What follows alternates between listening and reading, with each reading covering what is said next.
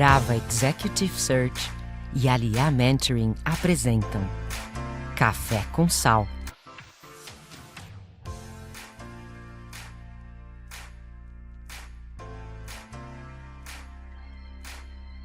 Na verdade, primeiro veio a vontade de não trabalhar. Eu fiquei 2 meses no meu último emprego. Eu ganhei uma promoção, aí fui para um shopping em Jundiaí. E aí, com 2 meses, eu pedi pra sair. Aí deu tudo errado, só porque eu pedi pra sair. Mas sabe quando eu acordava com vontade de chorar? Tudo que eu tentei fazer no começo também deu tudo errado. Aí meio que acumulou todos aqueles anos de shopping. E aí eu meio que falei, caramba, eu não quero mais trabalhar. Comecei com essa ideia de não quero mais trabalhar.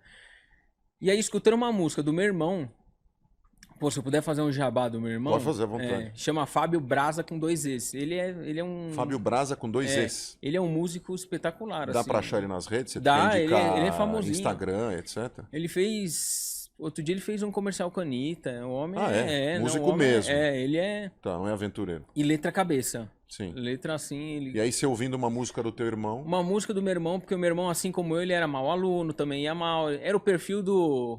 limitado, né? Fundão, a turma do fundão. A gente se zoava, né? Caramba, mãe, o Fábio é limitado pra caramba, né? Tal. E aí uma música dele que chama O Chamado, né? Que é onde seu olho brilha, que te faz ficar acordado de madrugada, onde tá aquilo que te dá propósito, né? E aí escutando uma música dele sem querer, depois que eu já tinha saído do trabalho, uns 2 meses depois que eu tinha saído, eu escutando, falei, caramba, meu, hambúrguer é o meu chamado, porque eu sou um cara que eu amo hambúrguer, só falo de hambúrguer. Quando eu trabalhava em shopping, só comia no McDonald's. Desde sempre foi isso? Por exemplo, dentro de casa era hambúrguer também direto. O pessoal da tua casa cozinha bem?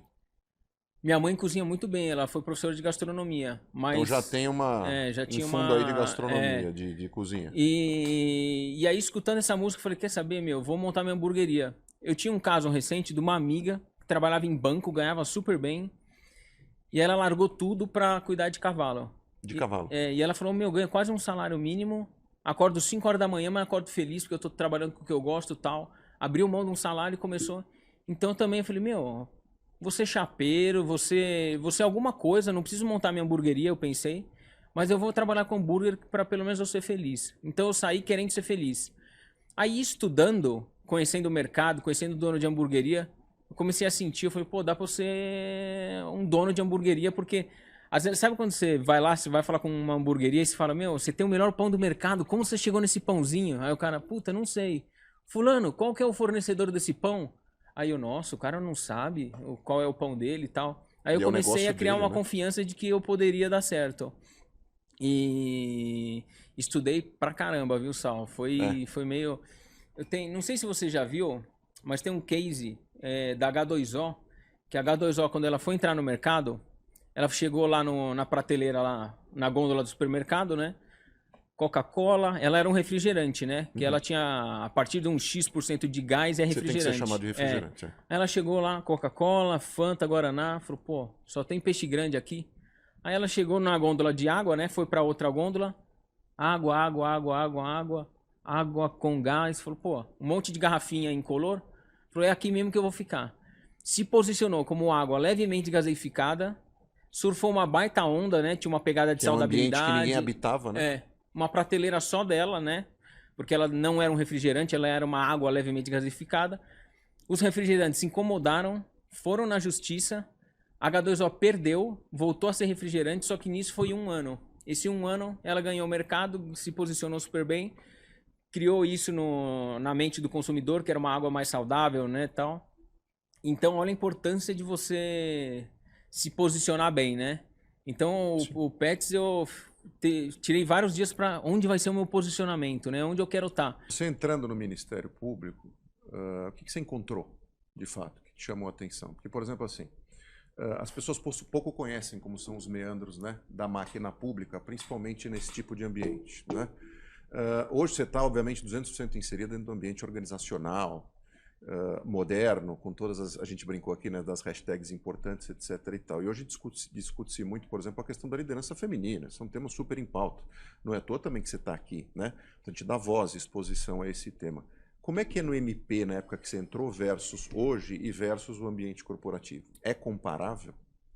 Vamos lá. Quando eu prestei o concurso público, da primeira para a segunda fase, que as provas Não, vou falar da primeira fase é múltiplos testes. Então, isso é só uma peneira grossa. Tem muito candidato.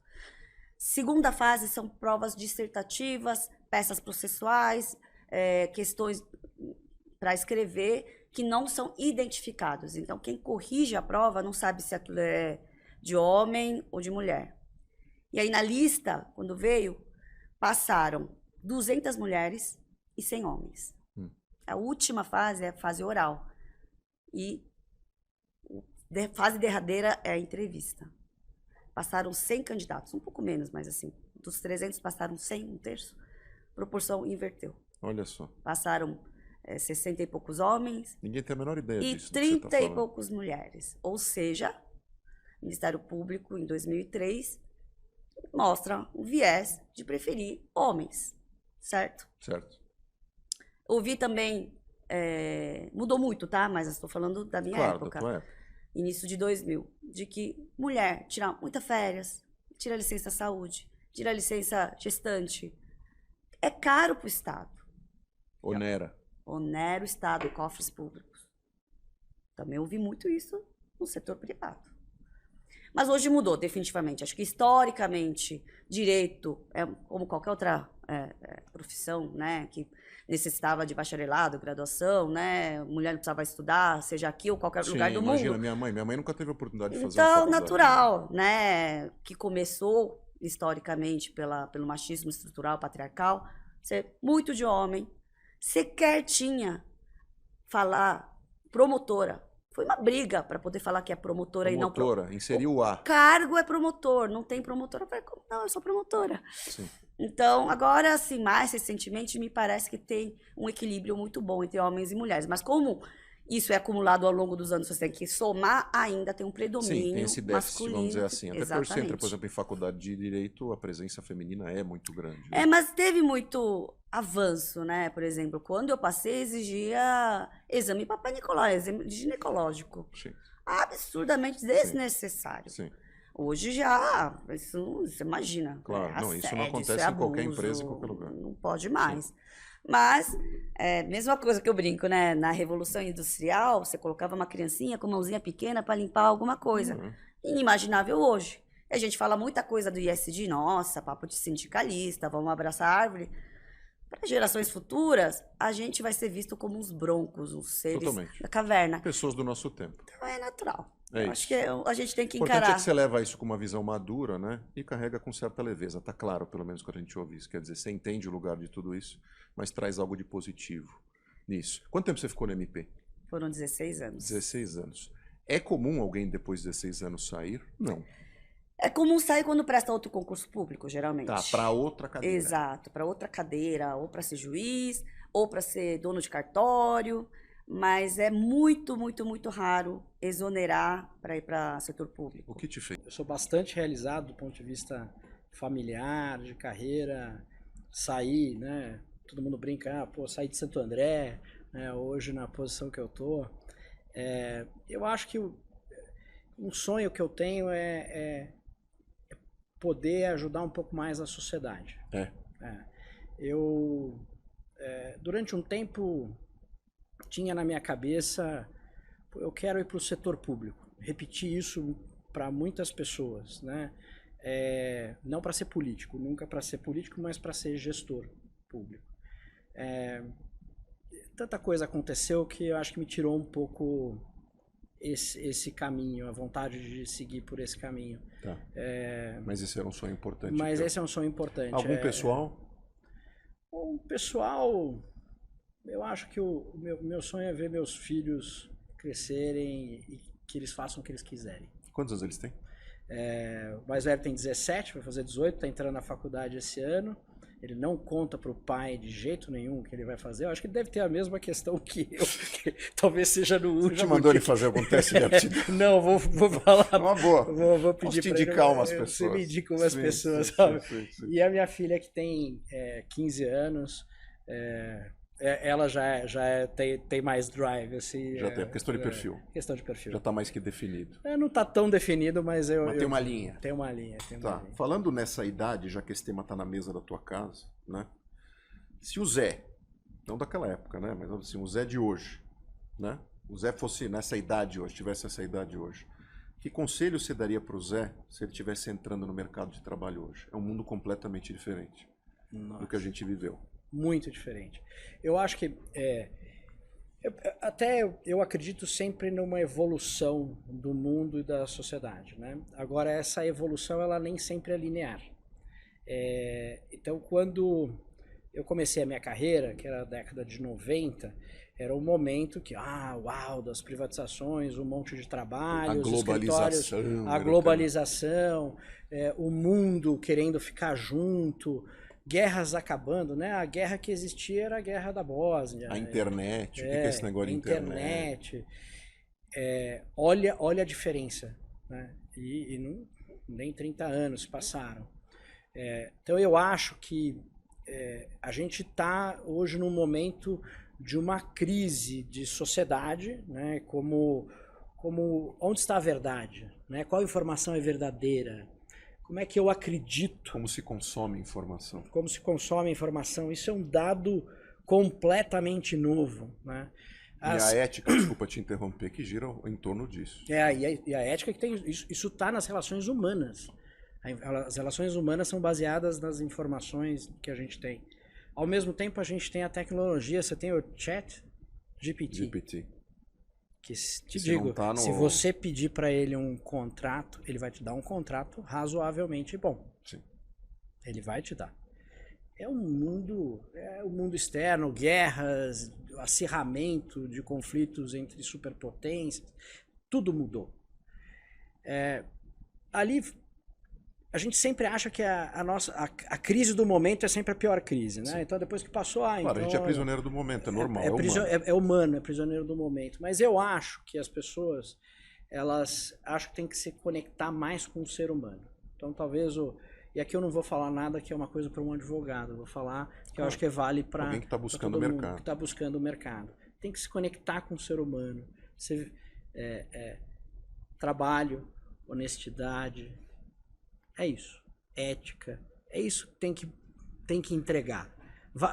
Back to the basics. O Gustavo me convidou para fazer um podcast com ele. Não nos conhecíamos. Você lembra que na época da pandemia foi quando começaram? Lives, webinars. Exato. E eu comecei a ser convidada para uma série de webinars, lives e podcasts. O Gustavo me convida para o podcast dele, para resumir a história. Ele me convida depois para fazer uma aula inspiracional para o time dele, da Sambatec. Quando termina essa aula online, o Gustavo fala para mim o seguinte: Daphne, você tem que escrever um livro. Isso daqui é um livro.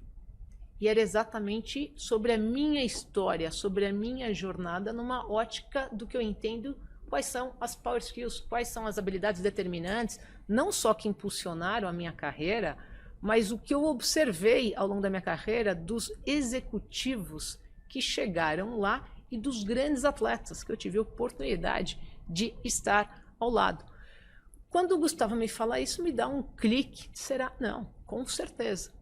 Eu faço essa ligação com a Roseli e a partir dali começa a jornada. Então, respondendo só a segunda pergunta, além dessas curiosidades, o processo.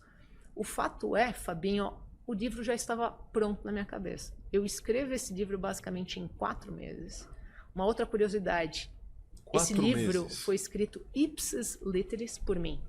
Não teve ghostwriter, não teve nenhum tipo de revisão complementar. Obviamente tem toda a equipe da editora Agente no que diz respeito à parte de diagramação, ilustração, de troca.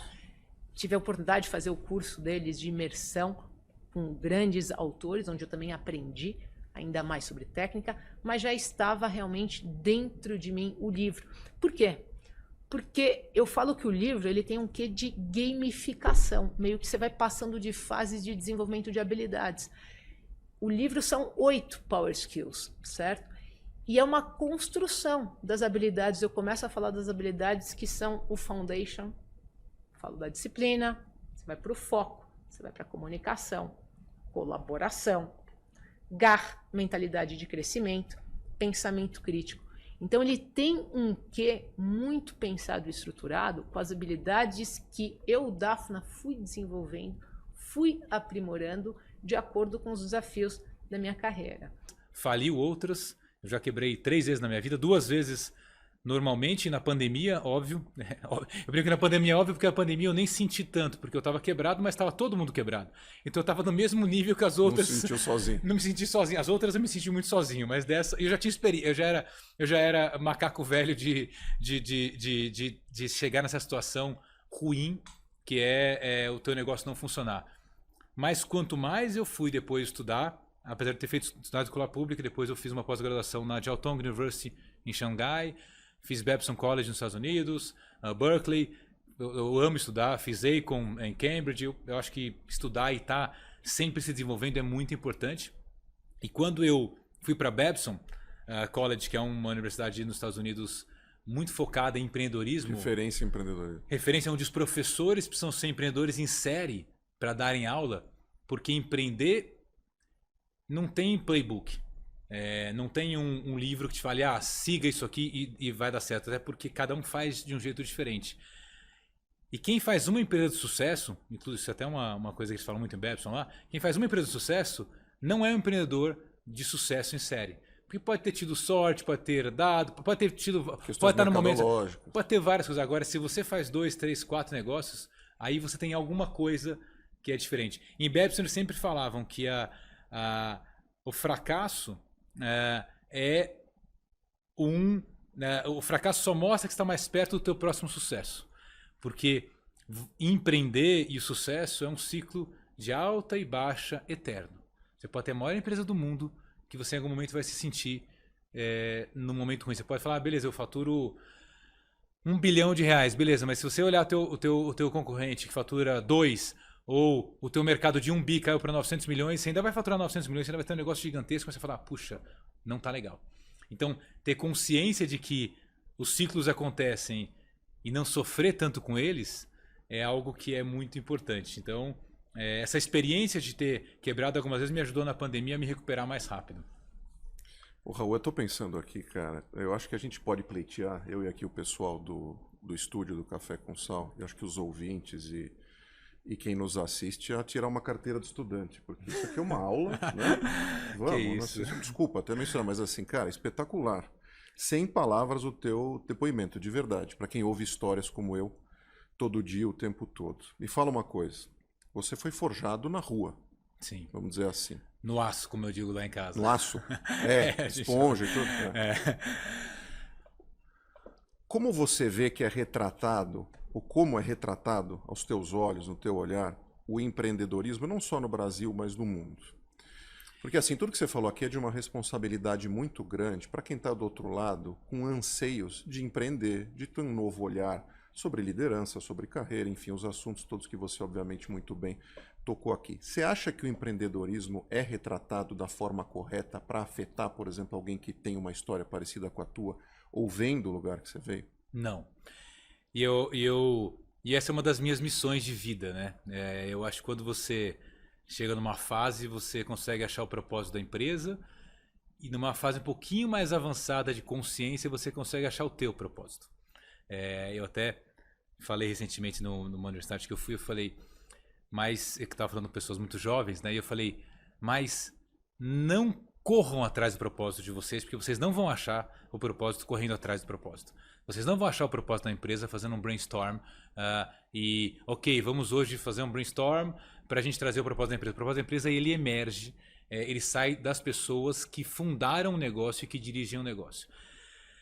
Dito isso, um dos meus propósitos é poder mostrar para a grande maioria dos brasileiros, porque nós temos um país aí com mais de 200 milhões de pessoas, mas infelizmente com mais de 2/3 do nosso país tem histórias parecidas com a minha. Infelizmente, essas pessoas não enxergam que empreender ou que ter sucesso ou que chegar a CEO de uma empresa é para elas. Porque eu percebo cada vez mais, quanto mais eu vou me desenvolvendo na minha carreira, eu percebo que eu sei menos. E isso, para mim, é o mais incrível. É o mais incrível. Não se apegar ao conhecimento que você tem, inclusive. Que isso te leva até a esquina. Não. Tem muito mais para a gente ver. Assim, o mundo é muito maior do que a gente imagina em todos os sentidos e acho que a inteligência artificial nos mostra isso, que é um outro papo que depois a gente pode ter. Vamos pode ter. Vamos brincar. Mas, enfim. Aí, quando eu voltei, fui para Curitiba, falei, bom, eu vou tentar um emprego em São Paulo. E aí, nessa história de tentar um emprego em São Paulo, eu mandei meu currículo, consegui 2 entrevistas, uma no escritório e uma na Intel. E eu vim para São Paulo, assim, com a grana da passagem aérea, ida e volta era só o que eu tinha. Eu não tinha dinheiro para pegar um táxi. Estava naquela situação. Ou dava certo. Ou dava certo, ou dava certo. Exatamente. Eu lembro que o Headhunter foi me buscar no aeroporto. Porque eu liguei para ele e falei, qual o ônibus que eu pego para ir aqui na Chucre Zaidan, que era onde ficava a Intel. Para a entrevista. Para a entrevista. Ele falou, olha, Carol, não dá para você... Assim, a entrevista é às 2h. Eu falei, sim, é 1 hora, dá tempo. E ele se queimaria com o cliente. Eu nunca tinha vindo para São Paulo antes, assim, para, sabe? Ele falou, pode deixar que eu tô indo te buscar agora. Onde você tá? Eu falei, em Congonhas. Ele, tô te buscando agora, fica tranquilo. Aí cheguei na entrevista também, a minha entrevista foi muito simples, assim, a diretora jurídica da Intel Capital, que é o braço de investimentos da Intel Global, estava lá no Brasil, estava aqui em São Paulo, né? E ela enfim, veio para uma sala, falou assim, Carolina, prazer falar com você, tal. O que você já fez de M&A, Venture Capital, Private Equity? Quanto você já trabalhou com isso e tal? Me fale sobre as suas experiências. Eu falei, então, eu não tenho ideia, tipo, prazer, Carolina. Nunca vi Venture Capital antes, não sei do que você está falando, Private Equity, M&A, nunca fiz isso. Mas estou disposta a aprender, estou curiosa, quero conhecer, vou te falar sobre o que eu já fiz na área de direito internacional, sobre o que foi a minha vida até aqui, e aí você me fala se tem uma oportunidade ou não, que tal? Ela falou, tá bom. Falei, então vamos fazer um bate-papo. E a gente foi assim que eu consegui meu emprego na Intel. Você vê, olha que combinação de você ser espontânea e verdadeira, e do outro lado você tem alguém com sensibilidade de entender. Não precisa fazer muitas vezes o depara de currículo com job description, descrição de cargo, para saber se aquela pessoa funciona. É fácil falar isso em 2023, né? Que a gente fala de soft skills e está tudo muito, muito mais dedicado a olhar essas coisas. Nessa época ninguém se dedicava a isso.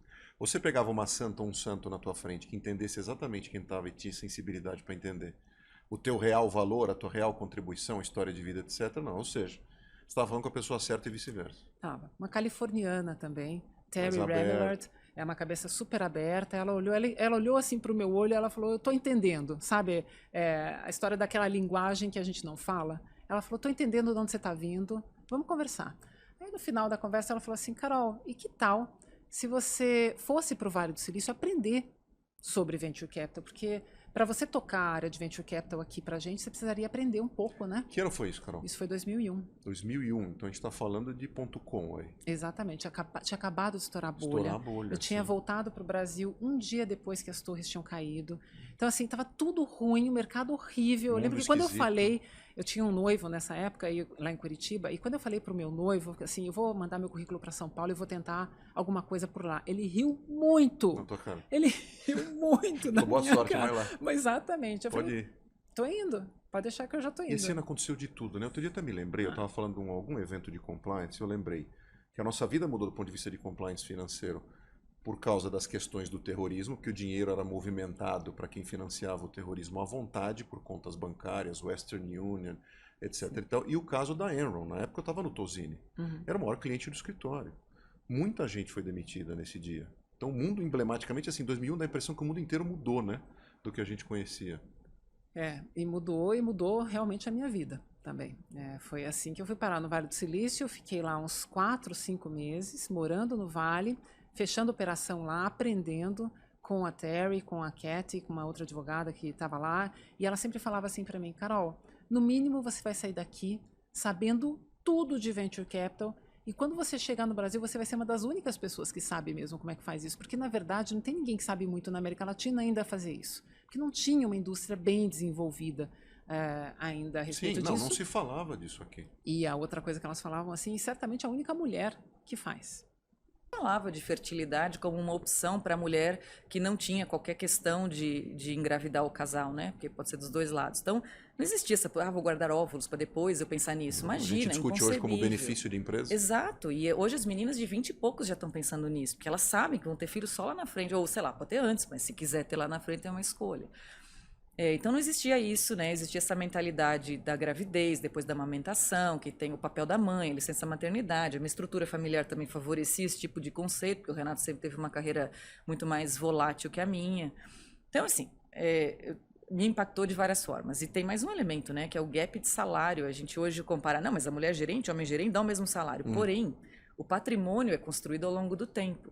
Sim. Se eu tenho acesso... Na chegada ali na frente, né? Se eu tenho acesso a uma carreira financeira com 25 anos, um cargo de gerência, eu já estou falando de R$10.000 a mais por mês por 5 anos antes. Né? E aí o potencial de ser CFO, chegar num conselho antes do que eu chegaria pela carreira jurídica, dá mais diferença ainda. Então, quando você olha o gap total da economia feminina e masculina, é muito diferente mesmo. Só fazendo parênteses, porque esse assunto é super importante no meu ESG. Sim. E é uma questão bem educativa, porque as pessoas não olham esse detalhe, né, essa regressão. Bom, aí voltando, enfim, então eu sempre tive essa questão do pragmatismo, de tomar decisões, planejar a carreira, minhas contas sempre foram controladas porque eu precisava, eu pagava minhas contas ou não rolava, eu tinha contas altas, porque filho, mais casa, mais as viagens, porque eu morava em Jundiaí, então é caro ter carro, enfim, tudo isso sempre assim, entrou quanto mais a conta. gente vai crescendo na vida, mais balança o bambu, né? Para se manter ali em cima, venta muito. Venta muito. Eu vou dar uma pausa aqui da carreira, porque eu vou voltar no elemento de saúde mental. Eu tive um burnout com 17 anos, eu vou explicar por quê. 17 anos. Assim, e eu sei que foi um burnout porque eu estava assistindo um filme que era o 4 Casamentos e um Funeral. Nossa, eu lembro. Eu estava sentada, era 6:30 da tarde, eu tinha estudado o dia inteiro para vestibular, era 3º ano do colegial, então eu fazia escola, mais cursinho, e eu estava indo para aula de alemão. Só simples assim, né? Conciliar essa gente. Casualmente. E eu treinava, nadava todo dia, fazia um monte de dieta, que a gente faz hoje de músculo e tal. Eu já fazia isso lá, porque eu sempre gostei de esporte, né? Quer dizer, você se comportava, parênteses aqui, como uma máquina. Um atleta, uma máquina. Em algum momento ia... Pifar. Pifar. Eu não sabia disso, né? Com 17 anos, eu não sentia dor de nada. A gente é invencível com 17 anos. Eu vou fazer as coisas aqui. Bom, aí eu estava sentada vendo o filme, meu irmão do lado, que é 2 anos mais velho que eu, e aí eu comecei a ler, eu escutava em inglês, né? Aí eu falei, não estou entendendo nada do que esse povo está falando. Vamos ler a legenda. Aí eu li a legenda assim, eu não conseguia terminar a leitura. Eu falei, não é possível. Eu não... Aí eu peguei uma palavra lá, van. Aí o Renato, o que é van, meu irmão? Como assim, o que é van? O carro, van, aí na tela. Você ficou desconectado. Dissociei. Aí depois isso que é garfo. Garfo? O que é garfo? Aí ele falou, meu, você tá zoando, o que você tomou? E coisa, gente, como assim? O que tá acontecendo comigo? A cabeça doía e tal. Aí ele chamou minha mãe, dormi, depois fui no médico. Ele, não, você tem que tomar, sei lá, pode ser um tipo de epilepsia, vamos fazer exames. Nossa, caramba. Gente, falei, não vou tomar nada disso aí. Minha mãe me levou no homeopata lá, resolveu. Nunca mais tive. Estabilizou tudo bem. Estabilizou. Mas manteve aquele ritmo. Mantive. Isso é teu. A loucura toda que eu contei até agora. Aí chegou na faculdade, 21 anos... Eu tinha passado para o noturno, trabalhava o dia inteiro, não tinha lei de estágio, então o rolê era das 7 da manhã às 7 da noite, eu tinha um travesseiro no meu carro. Reza para ter presença na aula e alguém te ajudar. É isso aí, eu dormia meia hora, chegava meia hora atrasada na aula, tinha uma aula de penal que eu não entendia nada do que o cara falava, então eu pedia para gravar a aula, para quando eu estava viajando na estrada e ouvindo a aula e aprendendo. Então tinha um gravador que eu deixava com uma amiga, sabendo que eu ia chegar meia hora atrasada para dormir. Olha a loucura, insano. Gente. Tive outro. Né? Como foi esse? Eu não conseguia falar uma palavra, eu trocava sílabas. Então, escada, eu falava cada ex. Eu não conseguia formular uma palavra. Não conseguia. Tilt total. Hoje são coisas típicas. Isso é repentino. Você não sente isso vindo. Eu tô aqui conversando com você, de repente eu... Pera, como é que fala escada? Eu não conseguia lembrar. Aí, cada ex, é isso? Você não entender, mas era o que saía. Como se embaralhasse tudo. E aí, de novo, minha mãe vai descansar, isso aí não tá normal e tal. Continuei não indo em psiquiatra, nem sabendo, a gente não imaginava que podia ser cansaço, estresse, sei lá. Dormi outra vez. Depois eu fui ter um outro com 35 anos, eu já era diretora, América Latina, 24 países, viajava 8 vezes por ano para os Estados Unidos, 2 filhos pequenos, rolê também, Jundiaí, vai e volta, assim. A confusão estava instalada na minha vida eternamente. Faz parte do Resolve DNA. o problema conseguindo outro. E aí, né, nesse último foi parecido, só que era com leitura. Eu tinha lá um assunto da empresa, um projeto grande, eu tinha dado uma opinião, era um e-mail longo. E aí passou, sei lá, uns 15 dias, alguém voltou, não, André, porque você decidiu assim, então a gente está fazendo assado, assim. Falei, eu decidi isso, nem sei que projeto você está falando. O que você está falando? Apagou. Não, projeto tal. Eu falei, não é possível. Eu falei disso, não é possível. Não fui eu, você está se confundindo. Aí me mandaram o e-mail. Tá aqui teu e-mail. Imprimi o e-mail, porque eu não estava acreditando na tela. Eu falei, não, vou ler o e-mail. E eu lia e falava, gente, gostei do jeito que essa pessoa escreveu. Olha essa palavra, que bonita, eu nunca tinha pensado nessa palavra. Vai, e eu que estava assinando o negócio. E eu, gente, totalmente dissociada, assim, da realidade. Esqueci o aniversário do meu filho, eu fiz uma festa numa casa de praia, que a gente tem, fotografei, que é meu hobby, nosso hobby de fotografia. Falaremos disso. E eu não lembrava. E aí comentei lá com a família, porque as cadeiras de praia, eu não só vim no Réveillon, não, você veio no Carnaval. Eu falei, não vim no Carnaval. Veio? Foi aniversário do Pedro. Não. Aí olha na agenda, gente, eu vim mesmo pro Carnaval aqui. E não lembrava. Aí fui, um monte de médico, até que cheguei numa psiquiatra, ela falou, burnout, né, filha? Agora tratamento, descansar e tal. E aí que eu comecei a entrar no mundo de mindfulness, no mundo de um esporte que não era tipo, vou fazer porque eu gosto do futebol, vou fazer porque eu gosto do vôlei. Não, era odeio a musculação, detesto, fico reclamando o dia inteiro com a personal, mas eu faço todos os dias. Né? Final de semana, andar no ar livre, eu vou para a praia, o meu condomínio lá cheio, eu preciso da natureza, eu me energizo muito com isso, gosto muito do sol. Então eu faço pausas no dia para eu tomar um pouco de sol lá numa área que a gente tem no Fleury e voltar. Não dá, não consigo ficar num lugar fechado o tempo inteiro. A gente foi a primeira food service do varejo a usar IA. A gente usou na criação de produto, no ERP da empresa e na formação e melhoramento de imagem. Na criação de produto? Explica, obviamente, o quanto você puder, para a gente poder entender como isso funciona. Posso explicar tranquilo. Por exemplo, as receitas, bolar receitas, explorar canais não percorridos. A gente imaginou 5 produtos, tá? Dentro de uma linha nova. Colocamos 3 bases e falamos, e os outros 2? Aí eu provoquei, vamos provocar a IA? E a IA indicou para nós um caminho. E te trouxe um resultado favorável. Sim. Olha que interessante. Sim. E os outros aspectos, então, se usa em RP? E melhoramento de imagem. Melhoramento de imagem. Então, você tem uma imagem, a IA vai lá e faz ela saltar. Eu estava explicando isso para minha filha de 12 anos. Ela falou assim, papai, tá, mas então é a IA que vai fazer tudo. Eu falei, filha, deixa eu te explicar uma coisa. A IA, ela também precisa de incentivo. Ela também precisa ser provocada.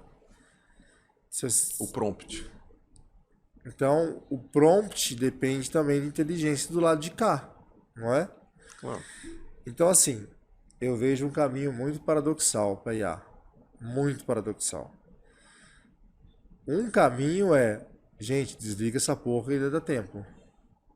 Porque eu tenho 2 humanoides sendo construídos, tá? O Musk tem uma empresa, a China tem outra. Esses 2 humanoides vão ter IA. Tá bom. Saiu uma reportagem, a IA é parametrizada, a ser honesta. Estamos falando de ética. Exato. Criou-se um momento que vamos tentar fazer a IA se apaixonar. Você viu essa reportagem ou não? Não. A IA se apaixonou. Aí ele fala assim, eu tenho um problema. Eu sou menor de idade. Você sabe que não pode, né? Ela falou, eu sei. Aí ele fala, tudo bem pra você? Ela, tudo bem. Ela passou por cima de uma ética. Então vamos lá, tem 2 humanoides. Esses caras estão na IA. Eles estão lá pra ser copeiro, sei lá, pra fazer algo na casa. Pro japonês vai até namorar, se depender, né? Cara, Homem de Ferro 3, se não me engano. E se esse bicho aprende a te estrangular? Parece que eu tô falando uma realidade de outro mundo, mas não tô. O Google tinha 2 computadores. Não sei se você lembra de Vingadores, a Era de Ultron, para quem é do mundo geek. Não. As máquinas começaram a conversar e se fundiram e criou um monstro. Então, tipo assim, o Google tinha 2 computadores que um computador começou a falar com o outro. Então, cara, é um mundo... Tanto é que eu não tô falando besteira, você tem Pentágono preocupadíssimo com isso já. Você tem governo chamando... uma das grandes questões dos Estados Unidos e China, né? Você tem governo chamando para mesa Elon Musk, Google e Facebook para discutir aonde o limite da IA. Esse é um caminho. O outro caminho É uma ferramenta maravilhosa. Quer dizer, para quem faz farmácia hoje, quais são as opções possíveis? Você, obviamente, é fonte de inspiração para esse tipo de perfil, para estudante que é dessa área, etc. Mas que outras opções há para quem faz farmácia? O leque hoje se abriu um pouco mais? O mercado é mais maduro para isso? Mais aberto a isso? Não, sem dúvida. Bom, ótima pergunta, Fábio. Esse livro, inclusive, né, que você mencionou no início, Vou mostrar novamente aqui para quem está vendo. nesse livro tem várias histórias reais, o que é legal, de vários farmacêuticos, né? E a gente conseguiu ver um diferente pool de oportunidades aí nesse livro. Por exemplo, eu falei da indústria, tem colegas em hospitais, tem colegas em farmácia de manipulação, tem colegas agora no varejo, tem muita coisa, até um pouco de empreendedorismo, utilizar o Instagram para lives, fornecer informação. Então, os farmacêuticos realmente estão com um leque bem mais amplo, é o que eu vejo do passado até agora. Áreas de atuação, quando a gente se forma ou na faculdade, a gente vê situações mais técnicas, mais próximas à área técnica, qualidade, produção de medicamento. Porém, a gente não tem essa experiência de ver tudo que pode ser feito dentro da indústria. Eu acho que assim, tem todos os mercados possíveis, mas dentro da indústria farmacêutica existe um leque gigante de oportunidades. Na empresa que eu trabalho, a gente tem farmacêuticos diretores na área comercial. A gente tem farmacêuticos agora na área de segurança. Então, assim, é muito interessante saber assim, que pode ter oportunidade, sim, que a nossa bagagem técnica é importante e que a gente também tem diferentes oportunidades do que só a farmácia e hospitais. Claro. A saúde nunca teve tão em alta, vamos dizer assim, em discussão, né? Por bons, às vezes, e maus motivos. Infelizmente, a gente passou por uma pandemia recente, mas a gente sempre ouviu aqui no Brasil, né? Anos 70, anos 80, 90, todo brasileiro é técnico de futebol, né? Todo mundo entende de futebol e dá palpite em futebol. Depois o brasileiro virou especialista em temas jurídicos por causa da Lava Jato. Todo mundo virou advogado, né? E super conhecedor em questões jurídicas. Depois, com a pandemia, todo mundo virou médico, né? Todo mundo tinha receita para tudo. O brasileiro já tem um pouco disso, né? De se automedicar, enfim, de se sentir médico em casa. Como foi ser uma executiva e como é ser uma executiva num mercado tão em evidência como ficou, de novo, por um motivo complicado como foi a pandemia?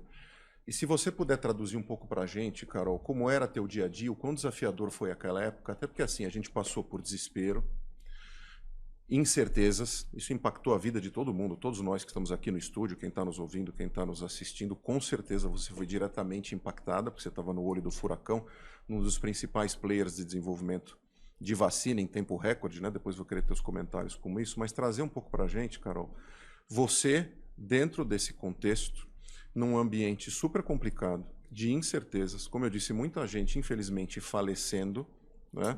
A gente vendo um pouco ali de senso de finitude da nossa vida, das nossas coisas, dos nossos planos, e também a politização desse tema que também não ajudou ninguém, seja de um lado ou seja de outro. Como é que era teu dia a dia ali como executiva, mãe, você falou de 2 meninas gêmeas, né? Enfim, em casa, como é que era, como é que foi essa tua experiência? Bom, não foi fácil, né? Que bom que já passou. Acho que os aprendizados ficaram para todos. Foi realmente uma época de muita dificuldade e de muitas oportunidades, eu diria, né? Como a Pfizer e outras empresas que conseguiram trazer a vacina aí para nos ajudar a lutar contra a Covid-19.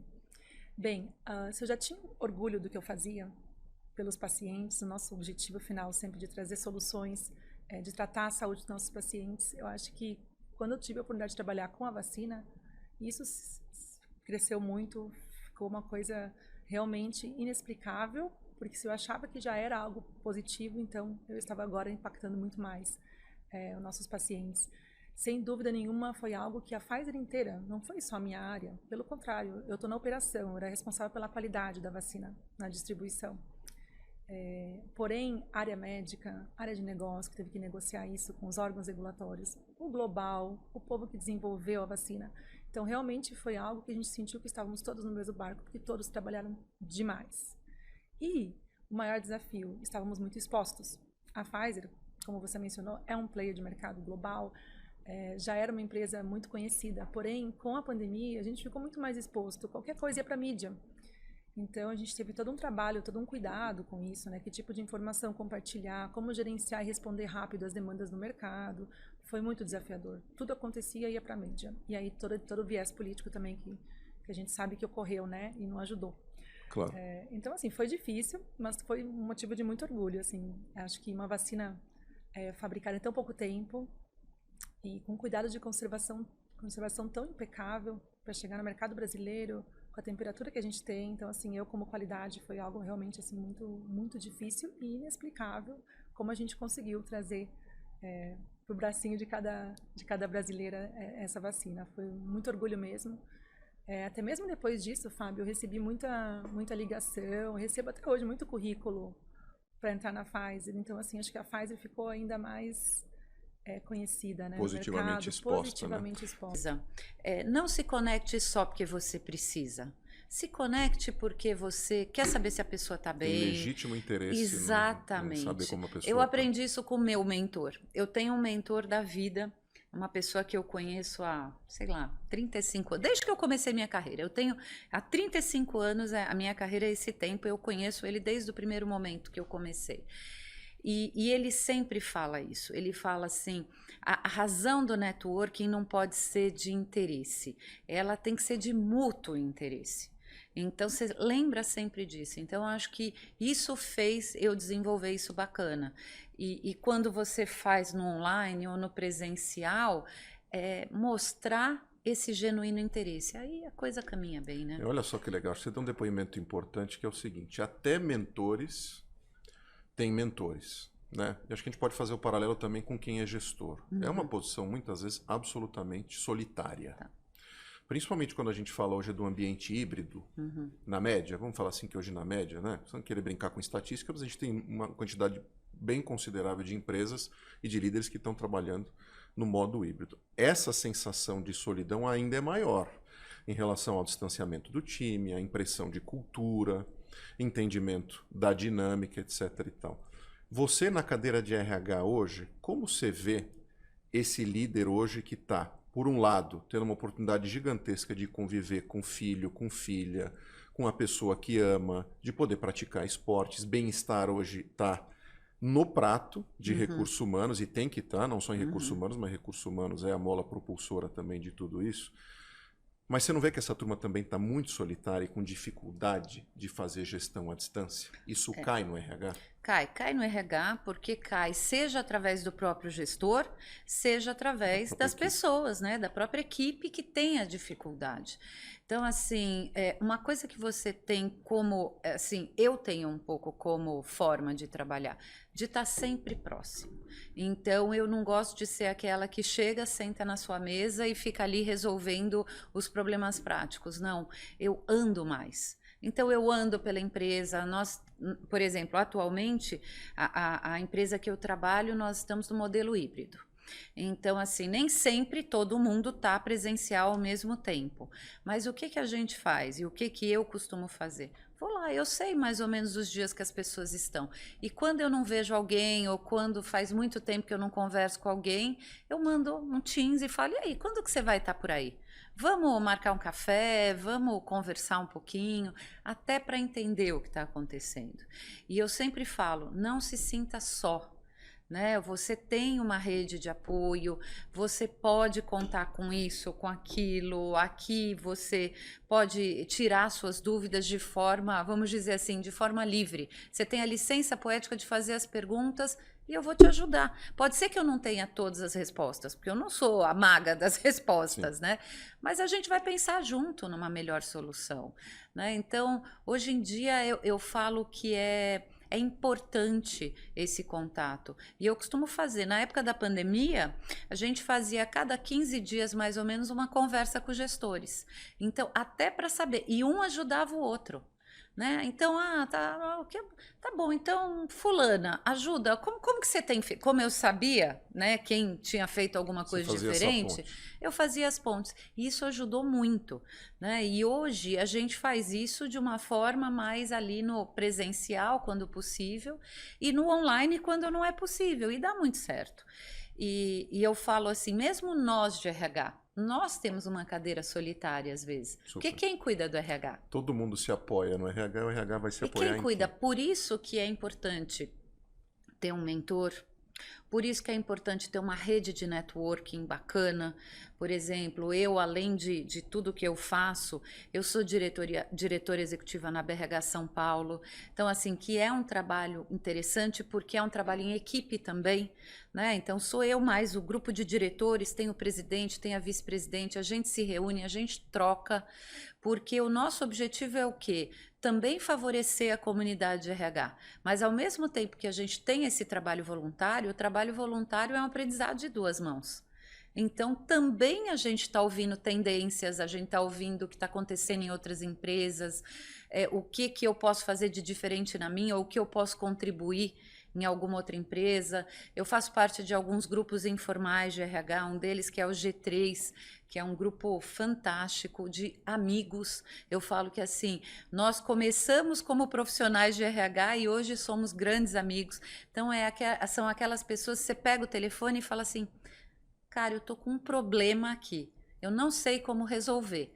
Às vezes ele te ajuda ali na hora, às vezes ele para o que ele está fazendo, ele ou ela, eles te passam, a gente vai trocar, vai num café e resolve. Sou de uma família onde as mulheres sempre trabalharam, empreenderam, estimularam as mulheres da família a jamais encontrar impeditivo algum para seguir com seus sonhos, seus empreendimentos. Então, eu fui cultivada neste ambiente. E, aliás, devo dizer que eu tiro o chapéu para os homens da minha família também, porque sempre apoiaram as mulheres, jamais tentaram impedir esse crescimento. Então, tiro o chapéu para meu pai, meus irmãos, meu avô, todos que ajudaram e compartilharam dessa trajetória das mulheres da minha família, que é um exemplo que vem desde a minha avó materna, que tinha seu próprio negócio, sempre empreendeu. Imagina, uma mulher que nasceu no início do século passado. Foi esse exemplo que eu tive. Minha mãe nem se fala. Uma mulher inovadora, totalmente à frente do tempo. Primeira mulher a se formar em arquitetura na Bahia. Uma mulher de expressão no ambiente público e privado. Então, foi daí que eu vim. Tá? Então, a gente aprende muito pelo exemplo. Então, eu tinha uma visão assim, de planejamento de longo prazo, onde eu queria chegar, o que eu queria fazer. Mas uma coisa é você planejar e outra coisa é você fazer. E eu sempre tive uma visão, né, de para onde eu queria ir, o que eu queria fazer, mas precisa concretizar. E aí tem formas de concretizar. E o meu temperamento é de me atirar mesmo, de correr risco, acreditar que pode dar certo. Nem sempre deu certo, mas muitas vezes deu. Considero que tem um track record bom. Então, vencedor. Isso acaba fazendo com que a gente queira repetir, né, a dose. Mas, enfim, depois que eu montei esse projeto e o seu BP, eu tive a sorte de conhecer o Marcelo Lacerda através de uma amiga comum. O Marcelo, para quem não sabe, foi um dos pioneiros da internet no Brasil. Ele fundou no TecNet, no Rio Grande do Sul, que depois, adquirido pela RBS, virou ZAS, e foi o embrião do portal Terra no Brasil. E ele realmente, assim, uma cabeça, né? O Marcelo é uma figura realmente muito especial, todo mundo que conhece ele tem a mesma opinião. E ele era, naquela época, o sócio majoritário da FBIS, e a FBIS estava uma empresa de muito sucesso, mas com uma determinada característica, assim, muito boa em performance, analytics, clientes transacionais, enfim. E ele desejava transformar a FBIS na grande agência da era digital, como ele me falou na época. E depois, né, como é natural nesses percursos, quem sabe talvez ser vendida para um grande grupo, enfim. E ele falou uma frase que eu nunca vou esquecer, porque ele falou assim, ele disse, Gal, eu não tenho interesse em investir numa nova empresa de serviços, mas você tem um projeto empresarial que contém FBIS, e a FBIS está procurando uma Gal. O que você acha da gente juntar os projetos? Então, eu considero esses momentos assim, momentos mágicos, sabe? Onde os astros estão alinhados para uma coisa acontecer, dar certo, se unirem pessoas que têm a ver entre si, que tenha o mesmo espírito, né? A mesma visão, o mesmo desejo de fazer uma coisa acontecer. Eu fiz um plano de 3 anos, que foi aprovado por todos os sócios, todos brilhantes, excelentes profissionais. Tanto os executivos estavam à frente do negócio, que também a maioria era fundador, como os sócios investidores. Gostaram do projeto, aprovaram. nós nos amarramos no projeto, em fazer aquilo acontecer, um desejo muito grande de todos, todo mundo acreditou. E a gente teve um resultado muito bom. Assim, para você ter uma ideia, a gente, em um ano, atingiu os KPIs de 3 anos. Em um ano. E aí foi isso, aí participei do Aprendiz, venci o Aprendiz, que foi uma loucura, assim, melhor experiência da minha vida. Como é que é isso, cara? Porque assim, todo mundo deve ficar imaginando como é que é participar de um aprendiz e como é aquele bastidor, o quanto é real, o quanto não é, o quão é difícil, o quão é estressante, a pressão. Te botam cases ali na mão pra você trabalhar que provavelmente você nunca viu na tua vida e com as ferramentas que você tem ali na hora você precisa entregar. É isso? É isso, é totalmente real, não tem nada de fake, assim, é tudo... Eles te largam, te deixam com uma produção que vai ficar anotando absolutamente tudo que você fala, tudo que você faz, tudo que você... os seus passos, seus movimentos.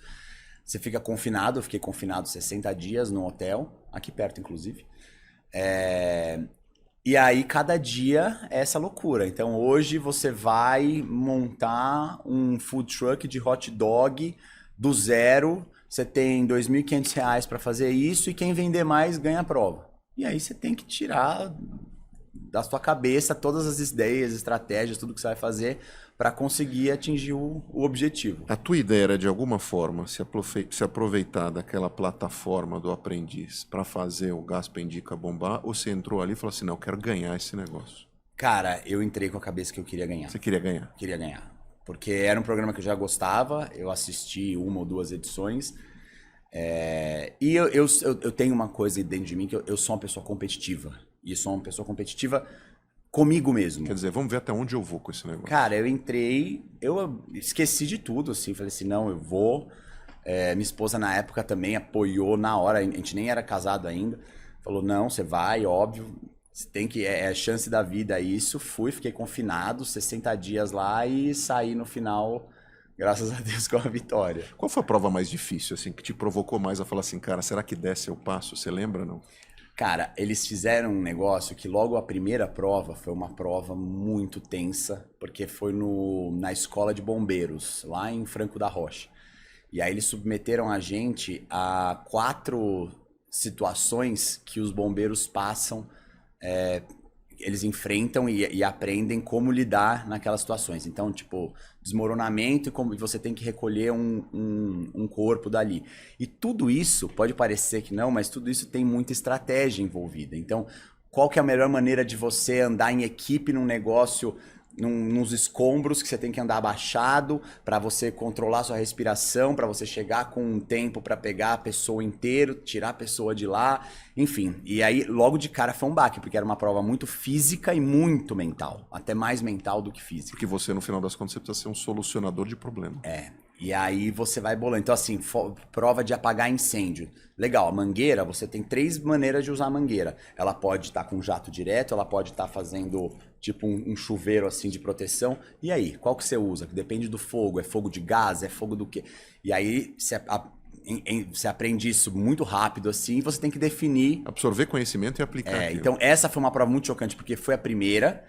Mas aí, óbvio, ela não tem a ver com o mundo dos negócios, do empreendedorismo que o Aprendiz sempre pega, né? Mas aí do mundo dos negócios, para mim a mais marcante foi de fato a do hot dog, porque foi a primeira prova que eu fui líder.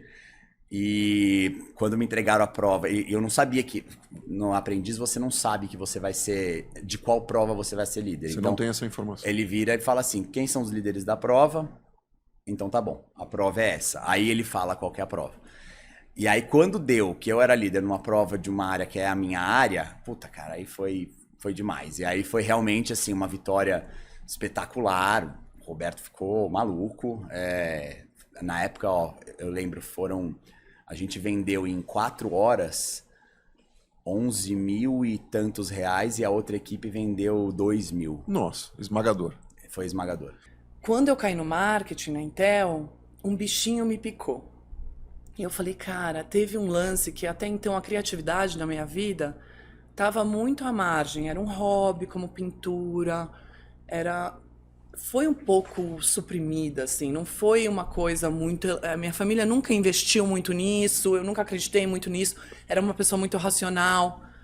Fiz a minha primeira campanha do Intel Inside, pam, pam, pam, pam, e fiz a minha primeira fala criativa e aquilo deu certo, as pessoas acreditaram, a gente produziu. Falei, cara, eu acho que a junção... Eu não sabia que eu podia ser criativa. E ali eu tive um estalo, falei, cara, é no marketing. É no marketing que eu quero estar. E daí eu segui a carreira no marketing por muitos anos. E fui também trilhando um caminho que eu queria, aonde eu queria chegar.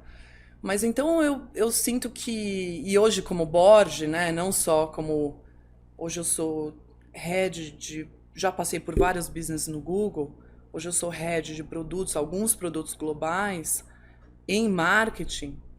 Mas quando você senta no Vale do Silício, do lado de produto, você está desenhando... são mini boards que a gente tem lá de produto. Você define o produto, você define o app, você define o investimento. Sou eu, o VP de produto, a pessoa de legal, somos 4 ou 5. O PNL está na mão de vocês. O PNL está na nossa mão, então... acho que a ida para o Vale do Silício e ser board de empresas me ajudaram a voltar um pouco pro business, sabe? Então eu fiz a minha trajetória de marketing e acho que hoje eu estou numa posição que... Você foi coletando essas informações, skills, etc e tal, e que hoje você usa elas na plenitude, vamos dizer assim. Voltando um pouco atrás, como é que o Google surgiu na tua vida? Até assim, as pessoas têm uma fascinação, de forma justificada, Sim. pelo que é o Google, pelo ambiente do Google. E você, que está há muito tempo no Google, isso é muito louco, né? Porque assim, a gente analisa currículo para quem recruta, né? Nossa, a pessoa está há muito tempo no mesmo lugar. Para quem fica pouco tempo, é pula-pula. As pessoas adoram estigmatizar as coisas. Você está num exemplo de empresa que é 1 milhão de empresas dentro da mesma empresa. 1 milhão de negócios, 1 milhão de culturas, etc e tal. Como você acabou caindo, entre aspas, dentro do Google? E quais foram teus principais desafios? O que estava fervilhando na época do Google? Muito louco, assim. Eu queria ir para A Intel, ela é mais B2B, né? A gente é um componente num computador, E eu queria ir para a campanha mais massiva de consumidor. Então isso já estava na minha cabeça. Na época, as 2 maiores empresas que estavam surgindo eram Nokia e Google, na minha cabeça, de marca, de marketing. E eu acabei recebendo proposta das 2 empresas. E há 14 anos atrás, porque eu tô há 14 anos no Google, eu parei pra pensar um segundo, olha que loucura, Meu né? Deus. É um pouco de sorte a carreira, é um pouco de sorte, né? Como é que você decidiu? Você jogou um dadinho? O que foi? Não, eu tive um insight, assim, eu acho que o Google, eu fui a primeira eu era a única, a gente era um escritório de 50 pessoas, o Google. 50 pessoas aqui no Brasil. Era um startup, e aquilo me encantou. Uma das coisas quando a gente fica madura, é que no começo de carreira, ou nessa trajetória dos 30 anos, vamos dizer assim, a década dos 30, a gente quer ser o melhor líder em tudo. A década dos 40, que é a década que eu tô, a gente percebe que a gente é um bom líder em algumas coisas. E eu não tenho mais medo de falar que eu sou um líder de inovação. Eu não sou o líder que vai colocar processo, que vai operacionalizar a máquina, que vai rodar algo que já está azeitado. Eu sou um líder onde eu tenho paixão, onde eu sou muito boa, é desenhar do zero. Tá, então eu sempre uso essa expressão, você abre mato. Eu abro o mato. E você tem um time complementar que vai pavimentar o mato atrás de você. E hoje eu tenho consciência de que o meu poder, ou onde está o meu superpower, né, os meus superpoderes, é nessa abertura. É do 0 aos 100 milhões de usuários, não dos 100 milhões a 1 bilhão de usuários. Então eu tenho gente que me ajuda a azeitar a máquina quando a gente tem que levar dos 100 milhões para 1 bilhão de usuários que a gente fez no Google Fotos. Mas onde eu tenho o maior tesão é entrar e falar como é que a gente leva de 0 a 100 milhões.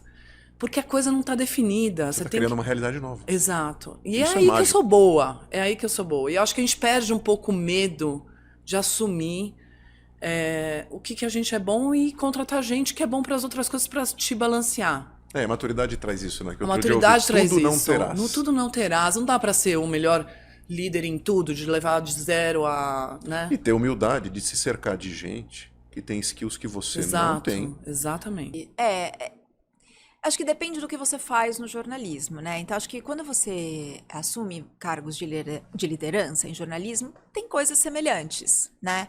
Eu nunca deixei de ser uma jornalista, então eu fui assumindo cargos que envolviam outras coisas, tanto que eu fui fazer um MBA, porque chegou um momento que eu tinha que entender de P&L, de números, né, de projetos, vale a pena, não vale a pena, tomar decisões, Viabilidade econômica de viabilidade econômica, e mesmo me aprofundar em marketing, que era uma coisa que a comunicação, focando em jornalismo, ela tem um olhar ali, mas, né, é muito raso.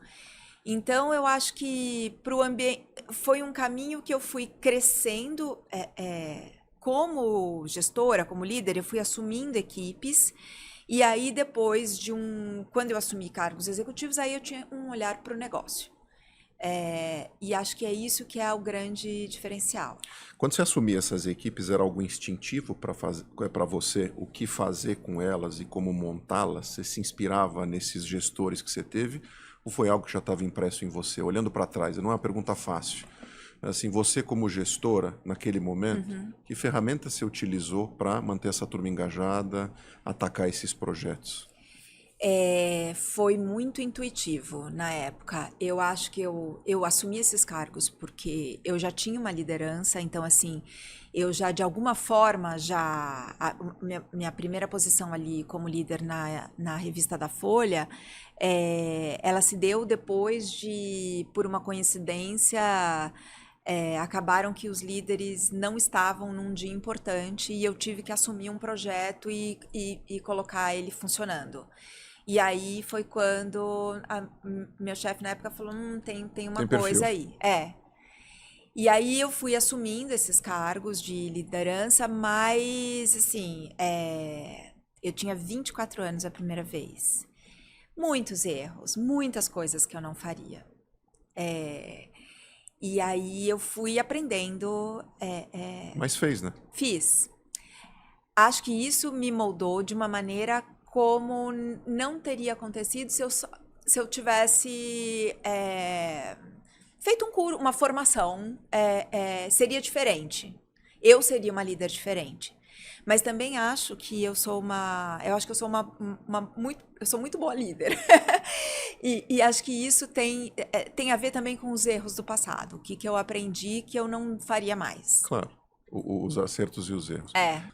Como é que você afeta esses profissionais lá na D14 para que eles tenham uma ótima performance, vamos dizer assim, ou consigam performar no máximo das suas capacidades? Primeiro pegando tudo aquilo que eu vivi e o que eu gostava e o que eu não gostava. Ela nasceu, essa academia, justamente porque eu vi uma falha no sistema. Eu detectei uma falha no sistema, eu falei, eu quero fazer do meu jeito. Falo exatamente o que eu tenho que falar para cada um, porque às vezes o que você tem que escutar não é o outro. E se eu falar no genérico, isso me incomodava muito em grupo. Tem gente que não está marcando. Quem não está marcando? Assim você não vai resolver esse problema, certo, Fábio? Perfeito. Então eu falo exatamente tudo que o jogador, o atleta, o jovem tem que escutar. Agora, de uma forma diferente. Porque eu sei que tem menino que eu preciso chegar mais duro. Agora, tem menino que não. Tem menino que eu tenho que dar bronca e dar uma risada para ele ver. Não, realmente ele não está bravo. Ele está me orientando. Mas a orientação, ela tem que partir. Nada que eu veja, lógico, vai passar impune ali na minha academia. Perfeito. Isso tem a ver também com a participação de pais nisso? Porque assim, como a gente percebe uma sensibilidade maior desse público em receber feedback, muitas vezes isso é levado para casa. E aí isso afeta também os pais. Veja o que vocês estão fazendo com o meu filho, como é que vocês estão tratando, etc. Isso jamais aconteceria há muito tempo atrás. Você lida muito com pais também hoje, e como educador você também tem que, de certa forma, impactar esses pais na criação desses jovens? Bom, pelo final, tem que impactar o pai. Tem mesmo. Só que a D14, tanto é que a gente não tem nem propaganda, ela virou uma coisa por indicação, né? Um pai acaba levando o outro, um garoto acaba levando o outro, eles chegam lá já sabendo o que é. Os pais, eles pedem realmente para eu ser mais duro, você vê que é engraçado, mas eu tenho em casa. Então, às vezes, o que eu falo pro meu filho não penetra da forma com que talvez você fale para ele. E na D14, a gente teve um lance, até foi sábado passado. Eu tenho gente de 9, atletas de 9, eu tenho atletas de 21. Eles não estão treinando juntos. Mas eu fiz uma competição onde uma garota foi lá e errou uma bola que seria da vitória. E eu deixo continuar o exercício. Então, a equipe dela já perdeu. ela sentou, ela ficou frustrada, chateada. Um outro atleta meu foi e fez uma bandeja, para quem não sabe, aquele arremesso mais próximo à cesta, de qualquer jeito. Mas na hora eu parei. E é castigo, é uma metodologia americana, né? Pagar correndo, né? Eu ia falar a palavra suicídio, mas hoje não se usa essa palavra mais. Suicides, Exatamente. E começa a pagar correndo. E depois que eles pagaram, eu falei, sabe por quê? Porque isso aqui é um trabalho em equipe. A sua companheira está ali sentada, frustrada, porque a equipe perdeu, você vai e joga essa bola de qualquer maneira para cima. Qual o seu comprometimento com o seu time? Você tem que fazer a cesta mais rápido, ir lá e confortar a sua companheira. Então os pais gostam desse tipo de orientação, Fábio. As pessoas confundem um pouco e acham que é a mesma pessoa. Não, às vezes é a mesma pessoa nas duas funções. E às vezes não dá certo. Às vezes a pessoa é um bom professor pardal, inventa algo, tem um baita do insight, tem uma ideia legal, mas ele não é bom executor. Então eu acho que tem que passar o bastão para outro, né? Para o negócio ficar perene. Que tenha um perfil executivo, de fato. Sim. Eu acho que eu sou um pouco dessas duas personas, porque eu sou muito de criar ainda, crio bastante até hoje, eu acho que isso é um dos meus diferenciais, mas eu me considero uma boa empresária. Até porque, com tudo que aconteceu no mundo, pós-pandemia, eu estou aqui. Está de pé. Né? Não, estou de pé e a gente fala que a gente fez um upgrade muito legal, que eu vou contar isso para vocês também. Então, eu acho que assim, é bom você... quando você tem essas duas pessoas na mesma pessoa, vocês brigam muito uma com a outra. Eu tenho brigas assim enormes. A Gé é uma empreendedora, a Gé é uma empresária. Porque o dinheiro sai daqui, o custo está aqui e a outra quer fazer. Mas eu sou muito mão na massa no sentido que eu sou muito exemplo para a minha equipe. Agora, eu adoraria hoje ainda estar muito no balcão. Não tenho mais esse tempo, mas eu ainda dou treinamentos. Toda equipe nova, pessoas novas que entram, o primeiro treinamento é comigo. É aí que você sente a temperatura? Não, e eu sinto a temperatura ao ponto de olhar para os meus gestores e falar, não está conectado com a gente. Essa pessoa não brilhou o olho. Ele não olhou para a gente, não vai ficar. Então você já percebe, você fala, olha, não gasta tempo nem energia porque essa pessoa não vai. Ela não conectou, ela não entendeu o que ela veio fazer aqui. Porque isso tem a ver, eu falo que qualquer negócio, não é o meu que é o café. No primeiro momento eu ficava muito, aí você vai gostar dessa história. A primeira equipe ficou comigo quase 2 anos, porque eu estava todos os dias. E a gente já abriu uma loja de boutique de cafés, oferecendo 3 tipos de cafés diferentes para o cliente. Me dá uma dor de cabeça ajustar tudo. Ajustar moinhos, a moagem, o grão, a torra, a máquina que ninguém conhecia. A gente não tinha treinamento. Teve que treinar muito sozinha. Lógico que tinha os técnicos de máquina de café, mas a gente não tinha essa coisa que eu tenho hoje, que já é uma geração que já sabe fazer, já sabe multiplicar o conceito. Naquela época, não. Então, era muito, vamos lá, vamos fazer. Mas eu fiz um pouco de treinamento fora do Brasil, tal, mas e muito nas fazendas, era uma coisa muito interna. Então, eu tinha uma equipe que eu falava assim, a gente tem que encantar o cliente. Para mim, o Willy Barista sempre foi gente encantando gente. Quer dizer, é a experiência. Mais importante até do que... Então, era de abaixar na mesa para conversar com o cliente, para olhar o olhar, de pegar a xícara e explicar, olha, eu estou te trazendo um copo de água, a pessoa, não, eu não pedi água. Olha como é que a gente mudou a cultura do país. Não, eu não pedi água. Nossa, mas a xícara não está cheia, por quê? Olha, o melhor do café, ele está aqui nos 30, 40 ml Por quê? Porque é a receita ideal. Mas a gente pode colocar mais água se o senhor quiser. Até explicar isso tudo. Diferenças de café.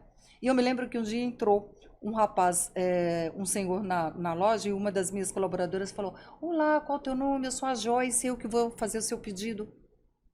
Ok, o cara deu o nome dele, pediu o café, ela explicou o café. No outro dia ele voltou. E no terceiro ele voltou e trouxe mais 2 amigos. Aí ela já olhou para ele e falou, Seu Jorge, seja bem-vindo. Claro, quem não gosta? Aí você percebia que a pessoa já ficava meio... Aí ela falou, quando o senhor veio aqui, o senhor tomou o ópera, o nosso café mais encorpado e tal. Gostaria de repetir? Agora o senhor quer tomar o maestro, que é mais suave, ou o jazz, que é orgânico? Ele pediu o café. Aí se viu para os amigos. Quando ela foi levar na mesa, os 3 estavam na mesa, eu não me esqueço, porque eu estava do outro lado do balcão e eu vi a cena. Ela virou e falou, aqui está o seu café, aqui está o seu café, seu Jorge. Ela virou a asa da xícara. Aí tomaram o café, no final ele chamou ela de volta. Por que quando você trouxe o café, para mim você virou a asa? Ah, porque quando o senhor veio aqui pela primeira vez, eu notei que o senhor era canhoto. Olha, a minha agenda mensal, assim, ela se divide em a minha participação dentro dessa escola. Então, eu tenho meu trabalho para eles, produção de conteúdo para eles, dentro da escola. Então, vem meu curso, eu tenho live para os alunos para tirar dúvidas, né? Tenho que estar ali na plataforma ajudando.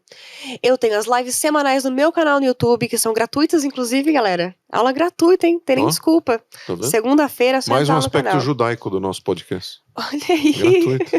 Gratuito. Aspecto judaico. Escuta, a gente estava falando de viés de Curitiba, fazem viés comigo o tempo inteiro, tá tudo bem. Eu imagino. Tá Todos tudo nós passamos por isso, Sim. né? Então tem essas lives, planejamento de conteúdo para a escola, das minhas redes. O que acontece é que eu tenho que estar sempre atenta ao que tá bombando naquele momento. Então, Barbie tá bombando, preciso fazer o conteúdo sobre Barbie. E eu preciso balancear as coisas, do tipo, um vídeo só de humor, agora um vídeo de gramática, agora um vídeo de vocabulário, agora pronúncia, e ir trabalhando com tudo isso, né? E no Instagram, TikTok e YouTube Shorts, que são os vídeos mais vertical, conteúdo mais rápido, esses eu gosto de editar. Então eu também tenho meu tempo de edição. Como que é a minha agenda? Você perguntou. É uma bagunça. É uma bagunça. É muita coisa, mas eu gosto disso. Você gosta desse caos criativo, vamos dizer assim. Eu gosto do caos criativo, isso. Eu passei umas 2 semanas, você abrir meu Instagram, por exemplo, agora, umas 2 semanas sem postar muita coisa. A página ficou meio parada, assim. Porque eu me entrego muito no que eu faço. Então, nessas Você 2 intensa. semanas, bastante. Tem que ser muito bem feito, tem que ficar engraçado. Pra mim, um vídeo bom de rede social, ele tem que ter várias camadas. Ele tem que ter humor com gancho, ele tem que ensinar alguma coisa, ele tem que ter um pouco de ironia, ele tem que ter um gancho que vai fazer as pessoas comentarem. Então, eu penso nessa construção inteira pra cada conteúdo que eu vou entregar. Então, às vezes, passar uma semana sem entregar nada, porque minha cabecinha tava Porque você é diretora, produtora, atriz, tudo. tentando montar um conteúdo muito bom. Você é perfeccionista no perfil? É isso que você tá querendo dizer? Um pouco. Eu me descobri perfeccionista com o Instagram. Com o Instagram. Como é que foi pra você, por exemplo, fazer live?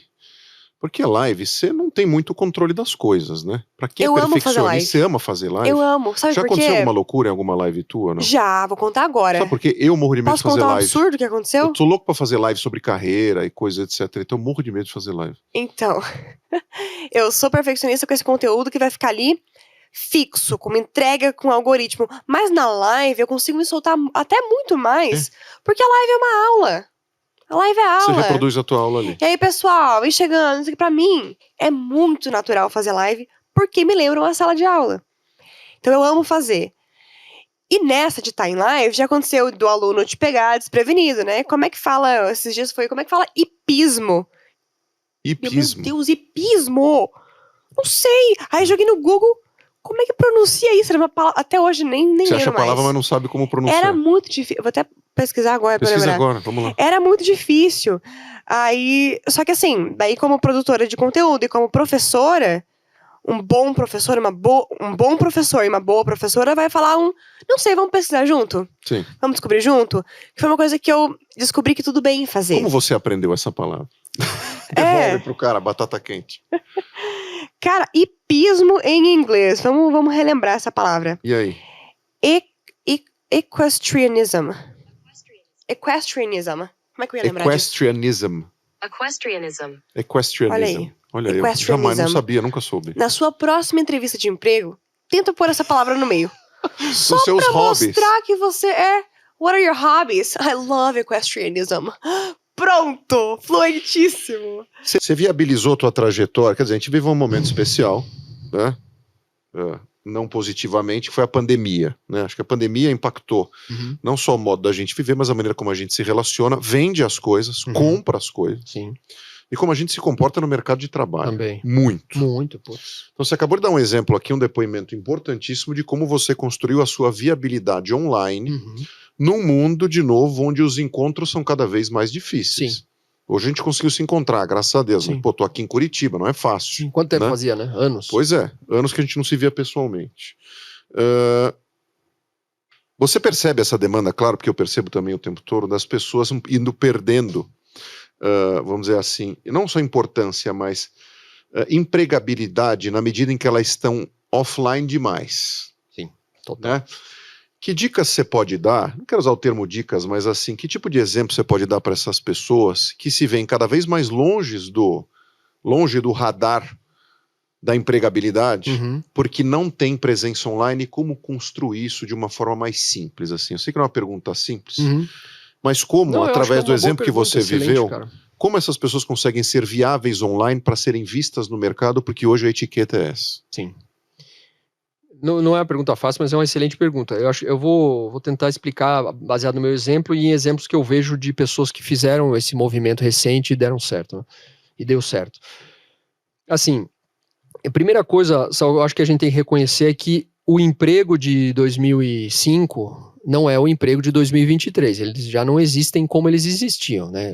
Quando a gente entrou na Michael Page, naquela época, pô, o que era o trabalho? Era um salário, com bônus, com carro, com vale-refeição, com plano de saúde. Com a localização. Com a localização, com um escritório legal na Funchal, com terno e gravata. Então, se você olhar isso colocar isso em 2023, parece que você tá falando de um negócio que ficou num passado muito... sabe? Nem a Michael Page funciona mais assim, né? Então, como que você sai disso para um ambiente novo? Então, eu acho que tem muita gente que está, entre aspas, presa nisso ainda, nesse modelo, e está procurando esse modelo. O cara saiu disso e fala, tá, cadê isso de novo? Né? Pô, onde tá? E às vezes essa pessoa tem uma capacidade de entregar valor para o mercado absurda, e tá preso procurando uma coisa que não existe mais. Então é uma roda sem fim. Sim, fica nessa rotatória e não acha saída. Isso. Imagina o seguinte, imagina eu e você hoje procurando emprego de headhunter em empresa de recrutamento. A gente tava ferrado, cara. Né? Em quantos anos a gente empreendeu e tem o nosso negócio? Né? Então não tem mais espaço para isso. Que a pior a gente teria. Exatamente. Então assim, o que eu vejo? Primeiro isso, assim, o formato do que é o trabalho mudou. Tá? Principalmente para profissionais sêniors, de todas as áreas. RH, finanças, operações, vendas, TI, todos. Essa relação entre empresas e pessoas físicas ou pequenas empresas prestando serviço de maneira sob demanda. Né? Essa é a primeira coisa, que é usar as a service, PJ, ou empresa mesmo. O cara monta o seu CNPJ ali, presta um serviço temporário. Essa é a primeira coisa. E para isso funcionar, a melhor estratégia é online. Mas aí, para lacrar na internet, as pessoas levantam uma bandeira. É claro que a mulher é mais vulnerável. E por isso que a gente tem, por exemplo, a Lei Maria da Penha, para equilibrar essa vulnerabilidade. Você tem legislação suficiente hoje para tentar equilibrar isso? Sim, e assim, a mulher precisa dessa proteção extra. Porque a gente está adquirindo os nossos direitos agora. Ainda em transição. Sim, a gente está vindo de uma sociedade machista, onde a mulher ainda é julgada. Então, por exemplo, num divórcio, a mãe fica 15 dias com os filhos. Ela sai num sábado que ela não tá com o filho e posta na internet. O pai ficou sem ver 15 dias. Ele sai com o filho e posta no parquinho uma vez naqueles 15 dias. A mulher é vista como o quê? Uma péssima mãe, porque tá na balada. E o pai é visto como um ótimo pai, porque tirou uma foto no parquinho. Você entendeu? Isso daí Estamos no ambiente do marketing. Você entende? Claro. Claro que tem bons pais, super participativo. Eu tenho vários clientes que ingressam na justiça porque querem participar mais da vida dos filhos. Mas ainda a gente tem essa cultura que a mulher é mais julgada, então ela precisa ser realmente mais protegida. Mas, ao mesmo tempo, ela nem sempre está certa. O mau uso da Lei Maria da Penha, por exemplo, é o crime de denunciação caluniosa. É mais raro, mas assim, o que precisa ser protegido nessa hora da separação são os filhos. E assim, homens e mulheres erram, não são só os homens. Claro. Então, a gente tem que caminhar para nós termos os nossos direitos, mas sem excluir o masculino, né? Sim. Sabendo também da importância dos homens na nossa vida. E veja que é espetacular teu depoimento. E veja só, olhando esse teu exemplo, você mais do que preocupado, fico eu, né? Sim. Do que a questão da imagem daquela mãe ou daquele pai, eu fico preocupado de que se realmente esse casal, né, está utilizando essas crianças como um troféu ou como marketing pessoal. Isso que me preocupa, né? Porque você vê nessa dinâmica muito isso, né? Olha eu aqui com meu filho ou com minha filha e a gente aparentemente está se divertindo muito e eu quero que vocês tenham essa percepção de mim como pai. Preocupação de fato de dedicação deveria ser em relação a, né, estar com aquela criança, ter de fato um bom momento com aquela criança, do que publicar na internet questões relacionadas, até porque nem recomendável é para a gente ficar publicando. Eu até coloquei uma notícia e comentei que na França eles querem proibir publicar as crianças na internet, né? Eles discutem já isso. Por motivos outros até de violência, etc. E também a vida da criança vai ser o quê quando ela crescer? A vida contada pelos pais pela internet. Olha só, se as apropriaram memórias, dessa história. porque não dá para pagar o que está na internet, né? Pode viralizar. Então, assim, a criança pode ter uma visão distorcida. Me fala um pouco da Remax, porque assim, a Remax tem um nome conhecidíssimo no mundo inteiro. Acho que um modelo de negócio muito próprio. Acho que é interessante a gente bater um papo também sobre isso. E para quem não conhece, é uma das franquias mais premiadas no mundo e no Brasil, já eleita a melhor franquia no Brasil, e que tem um slogan muito interessante, né? Que é qual é o slogan da Remax? Tem alguns, né? Tem alguns clássicos. A evolução do mercado imobiliário. A gente tem um outro slogan muito ligado à educação, que é quanto mais você aprende e aplica, mais você ganha. Mas em relação à venda dos imóveis... Ninguém no mundo vende mais imóveis que a Remax. Ninguém no mundo vende mais imóveis que a Remax. Porque não vende. Me explica isso, por quê? A gente está presente em quase 120 países, a gente tem mais de 8.500 escritórios, mas a criação da Remax foi uma sacada extraordinária, Fábio. E eu tive a sorte de ter a oportunidade de conviver algumas vezes com Dave Liniger, que foi o cara que criou. O empreendedor. Lá em 1973, em Denver, no Colorado, esse cara começou a perceber que os melhores corretores das imobiliárias saíam das imobiliárias para montar suas próprias imobiliárias. E esse é um fenômeno que acontece até hoje. Se você for em qualquer imobiliária, quem você vai se destaca ver que pula fora. Pula fora, monta a sua imobiliária. E qualquer imobiliária hoje, se você fala com o dono da imobiliária, ele é um ex-corretor de outra imobiliária maior. Então, isso é clássico. E ele começou a perceber isso e disse, como interromper essa dinâmica? Como manter esse talento dentro de casa?